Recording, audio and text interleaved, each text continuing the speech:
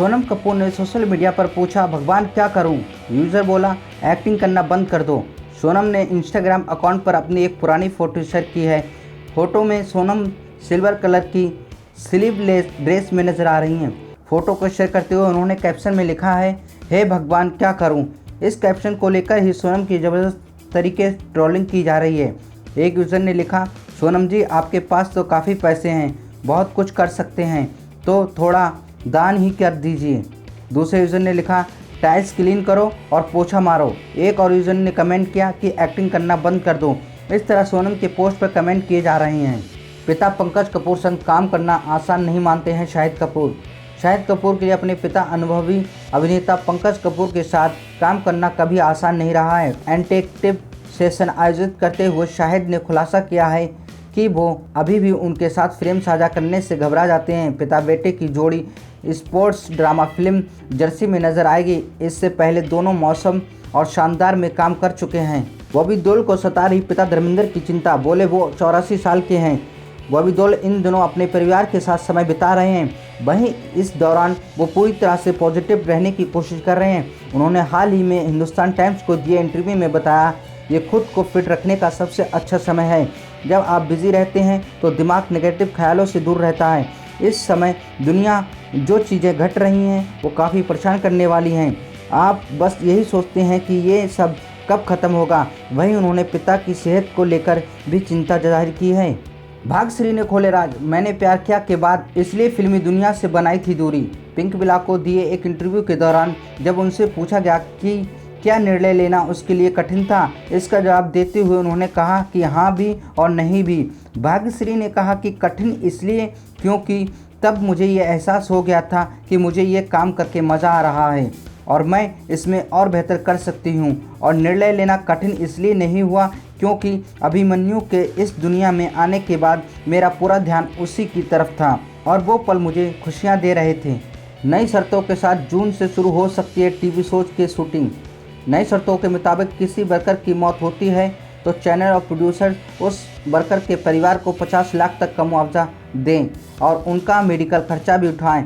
Accidental death पर तो producer ने 40 या 42 लाख तक दिए हैं, लेकिन कोविड-19 के लिए मिनिमम 50 लाख का कंपनसेशन रखा है क्योंकि इससे वर्कर्स को कॉन्फिडेंट मिलेगा कि अगर उनको कुछ हो गया तो उनके परिवार को देखने के लिए उनके प्रोड्यूसर्स हैं। शूटिंग के दौरान एक सेट पर करीब 100 लोग या उससे ऊपर होते हैं।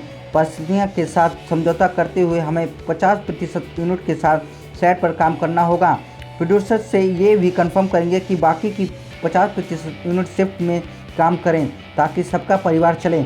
इस बातचीत में उन्होंने बताया कि सिर्फ 50 साल से ज़्यादा की उम्र के मजदूरों को अभी घर में रहने की सलाह दी गई है क्योंकि कोरोना का खतरा उन पर ज़्यादा है। ऑनलाइन रिलीज़ होगी अमिताभ बच्चन आयुष्मान खुराना की गुलाबो सिताबो। अमिताभ बच्चन और आयुष्मान खुराना की आने वाली फिल्म गुलाबो सिताबो का फैंस को बेसब्री से इंतजार था, लेकिन इस लॉकडाउन ने सिनेमाघरों तक इस फिल्म को पहुंचने नहीं दिया। अब मेकर्स ने इस फिल्म को ऑनलाइन रिलीज़ करने का फैसला लिया है।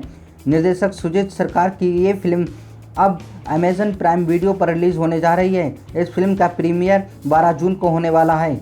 मिस वर्ल्ड 2018 मानुषी छिल्लर के जवाब से तालियों से गूंज उठा था पूरा हॉल। आज है जन्मदिन।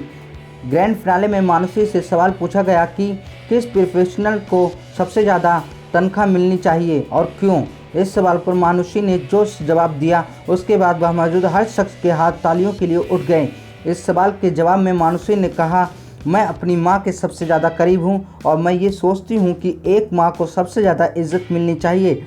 रही सैलरी की बात तो मतलब रुपयों से नहीं होना चाहिए बल्कि सम्मान और प्यार से होना चाहिए। मैं नहीं समझती कि ये सिर्फ सैलरी के लिए है बल्कि ये प्यार और सम्मान है जो आप देते हैं। मुझे ऐसा लगता है कि मेरी लाइफ में मेरी माँ सबसे बड़ी प्रेरणादायी है और दुनिया की सभी माँ इस लायक हैं जो अपने बच्चों के लिए अपने आप को कुर्बान करती हैं। इसलिए सबसे ज़्यादा वेतन और आधार वाला अगर कोई प्रोफेशनल है तो वो है माँ। मानुषी के इसी जवाब ने न सिर्फ दुनिया भर में उन्हें इज्जत दिलाई बल्कि वर्ल्ड कप का खिताब भी दिला दिया था। इरफान खान के जाने से जो प्रोजेक्ट रहा अधूरा उसे सुशांत करेंगे पूरा। अपनी आँखों और बेहतरीन एक्टिंग के लिए दुनिया भर में मशहूर इरफान खान अब भले ही इस दुनिया में नहीं हैं, लेकिन जब तक वो रहे हमेशा निर्माताओं और निर्देशकों की पहली पसंद बनकर रहे। यही कारण था कि फिल्म तुम्बाड़ के निर्देशक आनंद गांधी भी उन्हें अपनी आने वाली फिल्म के लिए साइन करना चाहते थे। आनंद इरफान को ही दिमाग में रखकर अपनी अगली फिल्म की कहानी लिख रहे थे। ये कहानी कोरोना वायरस से मिलती जुलती थी और फिल्म की स्क्रिप्ट पर पिछले 5 साल से काम चल रहा था, लेकिन इरफान खान के देहांत से आनंद गांधी को बड़ा झटका लगा है। इरफान के जाने के बाद अधूरा रह गया सपना। आनंद गांधी ने कहा, हम पहले महामारी का असली रूप फिल्म के ज़रिए बताने की कोशिश कर रहे थे, लेकिन अब ये हमारे बीच ही है। अब मुझे लोगों को इसके बारे में समझाने की ज़रूरत नहीं है, इसलिए हमें फिल्म की स्क्रिप्ट में फिर से कुछ बदलाव करने होंगे। अब हम दर्शकों को सीधा अगले स्तर पर ले जा सकते हैं और महामारी के बाद की ज़िंदगी के बारे में बता सकते हैं। आनंद गांधी ने ये भी बताया कि इरफान खान के बाद अब वो इस फिल्म के लिए सुशांत सिंह राजपूत को कास्ट करने वाले हैं। सलमान खान संग काम करने का लोगों को मिल रहा झूठा ऑफर, एक्टर ने दी लीगल एक्शन की धमकी। सलमान खान ने बुधवार को एक मैसेज ट्वीट किया। इसमें लिखा है, ये साफ करना है कि ना ही मैं और ना ही सलमान खान फिल्म्स अभी किसी फिल्म के लिए कास्टिंग कर रहे हैं। हमने अपनी आने वाली फिल्मों के लिए किसी कास्टिंग एजेंट को हायर नहीं किया है। मैसेज में आगे लिखा है, इस संदर्भ में कोई ईमेल या मैसेज आपको मिलता है तो उस पर भरोसा ना करें। अगर गलत तरीके से कोई सलमान खान फिल्म या मेरे नाम का इस्तेमाल करता है तो लीगल एक्शन लिया जाएगा।